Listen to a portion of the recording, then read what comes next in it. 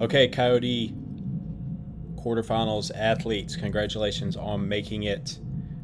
Excited for everybody to compete this weekend, whether you're submitting your scores or not.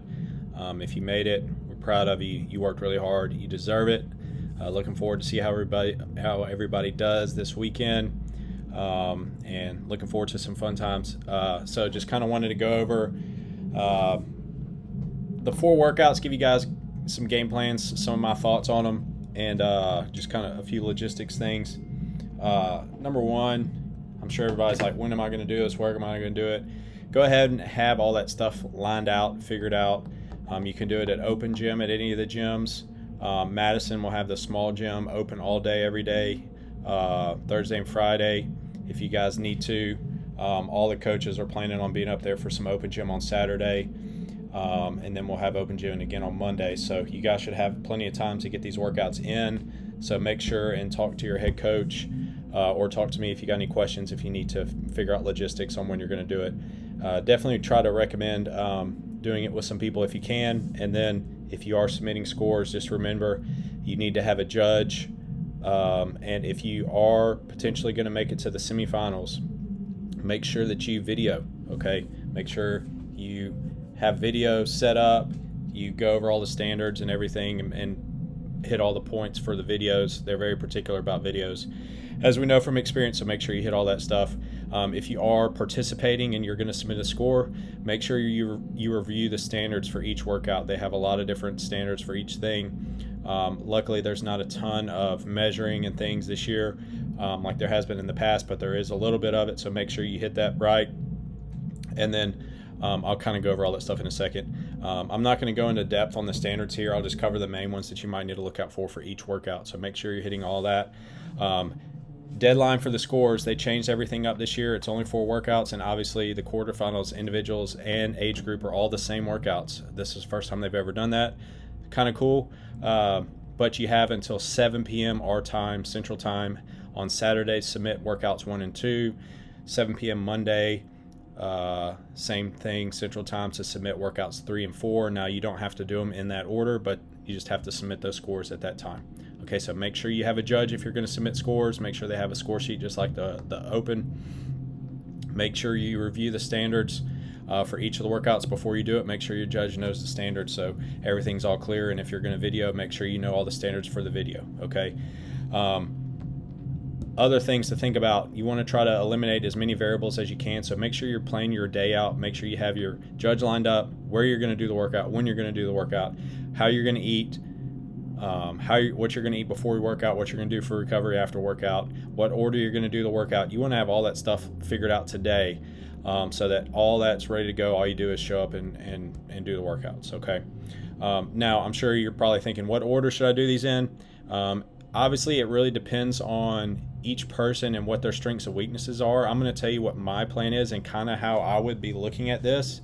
The good news is we got enough time for you to do 1 workout a day. If you so choose, you can do 1 Thursday, 1 Friday, 1 Saturday, and then 1 Monday, which is tentatively my plan to do it. Now, if you wanted to take the whole weekend off and you wanted to double up a day, I think you could, and I'll tell you about that in a second. But you can do 1 a day, Thursday, Friday, Saturday, and then Monday. Okay. Now, if obviously everybody's schedule's weird, hopefully, if you're planning on participating, you've cleared your schedule a little bit enough for you to be able to do it. If not, if you're trying to get 3 workouts in one day or something like that, do the best you can, but I wouldn't expect the best score if you're going to do that. This is a lot of volume, a lot of heavy weight. It's going to be tough to double up or triple up a workout. So, but you got to do what you got to do if you want to participate. So it's really up to you. The way I'm looking at it, I'm going to try to do my best ones first. There's 2 that I'm really confident in, 2 I'm not very confident in. So I'm going to do the ones I'm confident in first, try to get the best score I can, because I know I'm not going to do as good on the other one. So I would recommend, this is what I'm going to do, go 1, 2, 4, 3. Okay, so workout 1 first. I'm going to do that. Plan on doing that Thursday, which is the snatches, rowing, dumbbell box step ups. Workout 2 on Friday. I'm sorry. I'm doing 1, 4, 2, 3. I'm sorry. Friday would be the clean and jerk workout. Okay, the 10 clean and jerks, rest of the minute 10 clean and jerks. I'm going to do that Friday. Saturday, I plan on doing the 3 rounds for time, 50 wall balls, 50 lateral burpee box jump overs. Off Sunday, and then Monday doing workout 3, which is the handstand push-ups. Now, if I decide that I want to double up on Friday, I will do the clean and jerk workout Friday first, and then the wall ball workout second, a few hours later. Okay. If you are going to double up, I think you can do the clean and jerk workout with another one of the workouts. I would not recommend doing any of the workouts on the same day as you do the handstand push-up workout, because it's going to be a ton of shoulders on that workout specifically. You probably want to do that as fresh as you can. So that's kind of my order is 1, 4, 2, 3. Obviously, you have to submit 1 and 2 by Saturday, but I'm going to go ahead and try to get 4 done before then, and then take Sunday off, and then hit the handstand push-up workout Monday. Okay, so that's kind of my goal there, my order there. If you need to double up, I think you can put the clean and jerk workout with another workout. I would probably do the clean and jerk first before the other workout, just because it's not going to take as much out of you as these other 3 are, in my opinion. Okay. All right, so let's talk about the specific workouts. One other thing I wanted to say, you guys are super prepared for these. These workouts are really similar to a lot of the workouts we've done in class. This workout 1, we've done a ton of workouts recently. That's this exact format.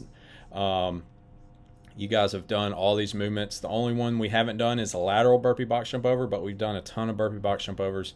We've done a ton of toes to bar. We do a lot of handstand push-ups. We've been doing chest to wall handstand push-ups in strict and comp. Clean and jerk weights are something that we do clean jerks all the time. You guys have probably touched a lot of these weights. And then workout 1, the snatch weight we've done a lot of. We do a ton of step ups. We do a ton of rowing. So you guys should be really prepared for all these workouts. We do a lot of interval stuff too. There's multiple intervals in here, which is, we do a lot of these work 3 minutes, 1 minute rest, work 4 minutes, 1 minute rest type things. Okay, so really happy with how prepared you guys should be for this. So you nothing should be taking you by surprise here. Okay, so let's talk about workout number 1. 4 rounds for reps, 1 minute snatches, 1 minute rowing, 1 minute dumbbell box step ups, 1 minute rest. So a couple things here. Number 1, notice the women's weight on these barbells is lighter than we normally do for the women's, which is good for the women. Okay, 135, 85. Note the different weights for the different age groups as well. 1 minute of rowing, 1 minute dumbbell box step ups. You're going to have a dumbbell in each hand for this. And then one other note on the step ups is you don't have to alternate legs there. Okay. All right. So this is strategy for this one, how I would look at it. I would do singles on the snatches for sure. 4 rounds. It's going to be 4 minutes of snatching. That's a lot of snatching. Yeah, going touch and go. The few extra reps you're going to get at the beginning, I think you're going to give that away at the end. I would definitely recommend just doing fast singles on that. I would stop the snatches a little early so you can go ahead and get on the rower as soon as the starts. Hold on, let me double check. You can go ahead and get on the rower.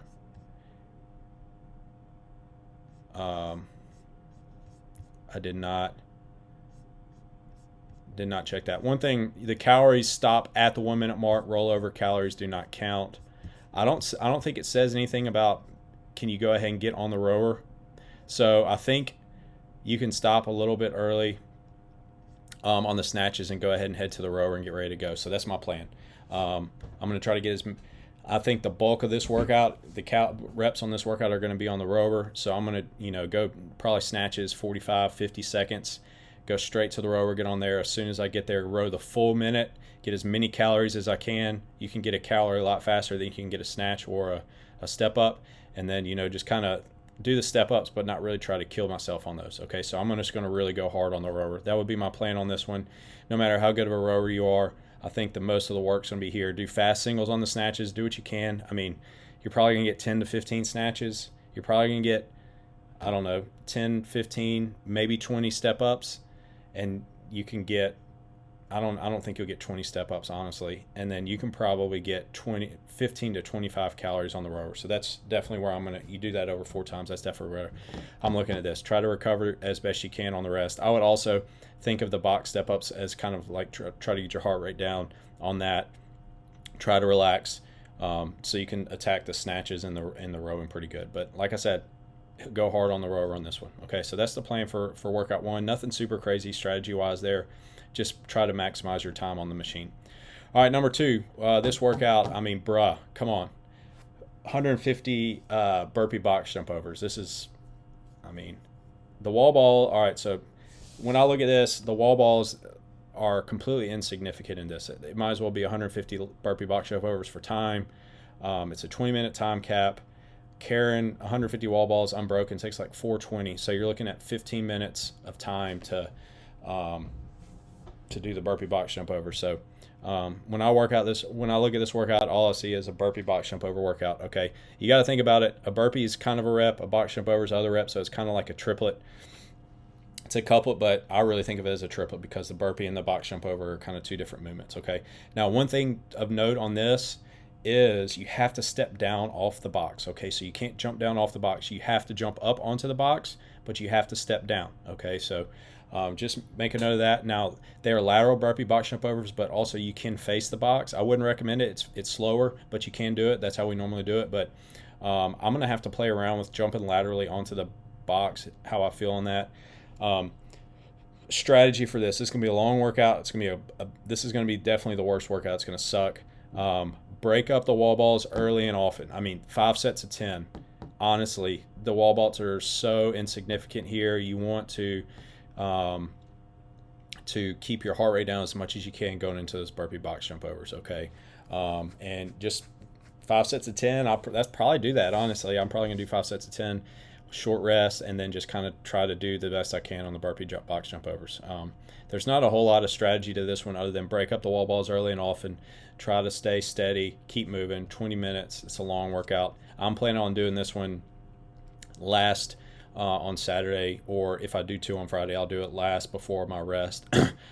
So I'm definitely not going to want to do this one first. Kind of save this one towards the end. One thing of note on the wall ball shots, the middle of the ball has to get over the target. So make sure you measure your target correctly. I know the targets in Flowwood are a little bit lower. Make sure you know where on the target the middle of the ball needs to be clearing. Make sure you're getting below hip level there, and you can't touch the box with your hands. Okay, so that's workout 2. All right, workout 3. I look at this one. I see handstand push-ups. There's basically kind of 2 different things you look at here. Okay. If you're good at handstand push-ups, this workout's really going to come down to managing your toes to bar and then the rope climbs and muscle-ups at the end. If you're not that great at handstand push-ups, it's really just going to be a handstand push-up workout. Okay, so for me, my plan, I haven't been doing handstand push-ups. I hadn't done them in a really long time. Break up the handstand push-ups early and often. I'll probably do 5s on the toes to bar, just kind of keep moving on those. I'll probably do singles or 2s on the strict handstand push-ups at best. I don't plan on finishing this workout, and not many people are going to finish this workout. I don't know if anybody at our gym will finish this one, honestly. 15-minute time cap for all the gymnastics work is pretty tough here. This will probably be a very small percentage of people in the world finish this workout, and I don't think you'll have to finish to get a good score. Another note is those are ring muscle ups too. Okay, so strategy here, it really going to come down to your handstand push-up capacity and your gymnastics capacity in general. If you're, like I said, if you're really good at handstand push-ups, I would still break them up, but maybe 5s, something like that. You could probably do the kipping unbroken if you really wanted to, but I would break up the toes to bar. You got to think that's 60 toes to bar to start right off the bat. That's typically what we do in a regular workout, so that's a lot of reps. I would break those up because if you do big sets on the toes to bar and then you got 10 rope climbs after that, your core is going to be pretty tired. Those rope climbs are going to be a lot harder than normal. Okay. And then the 10 strict handstand push-ups, like I said, if you're really good at strict, you'll blow through that. If not, you're going to have to manage your fatigue on that. This is definitely going to be more of a muscle fatigue workout than a heavy breather, unless you're just really, really good at every movement. But for most people, this is going to be muscular endurance. Break up early and often. Try to keep your rest short. Try to keep moving. Just get as many reps as you can in 15 minutes. I think if you even get and do some ring muscle-ups, that'll be a good score, honestly, on this one. So make sure you review the standards. Make sure you have the 30-inch tape measured correctly, okay? Get with your coach. Make sure you get that stuff measured correctly. Make sure you got your rope climb measured correctly. Don't just go off what's marked. You need to double-check and make sure it's marked correctly because you put the tape up there, but as people climb the rope over time and grab the tape, it slowly pulls that tape lower, and what started off as 15 feet can be 14 feet. in 6 months really easily just by people grabbing the tape, and it actually gets pulled a little lower. So make sure you get that correctly. And then one other note, you can't use grips on a tape if you're for the toes to bar. So if you're using grips, you can't use a bar with tape. If you're going to use tape, you can't use grips. Okay, so keep all that in mind. But this one, break it up early and often on all the movements. Manage your shoulder fatigue and your core fatigue, and just try to do your best you can and get as far as you can in the 15 minutes. All right, the last workout, 10 clean and jerks. Rest a minute, 10 clean jerks, rest a minute, 10 clean jerks, rest a minute, max clean and jerks. Weights go for guys 135, 185, 225, 245, and women 85, 125, 155, 165. So the women actually, they start off lighter on the first one, but then it goes back to the normal distribution that we normally do, which is kind of odd. I don't know why they did it that way. So the first weight should be pretty light for women, but then it probably will feel heavier as you go. As the men, it's kind of, it's kind of a normal jump. So it's a big jump for women, especially from the first and second bar. So just be prepared for that.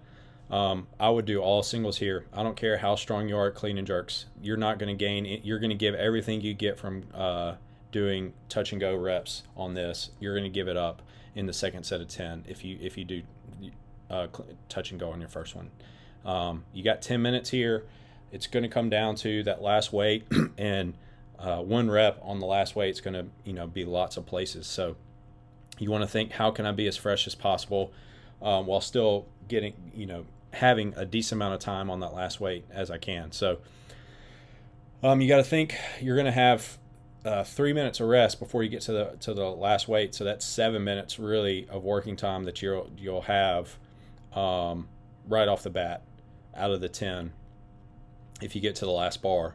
So you got to think about how long each one is going to take. Realistically, you might have a minute or two at most on that last bar. So try to go fast on your 10 singles, but I would not touch and go. Have a plan. Drop it from the top, drop your butt, try to keep your technique solid. Try to use good technique and not just muscle it up.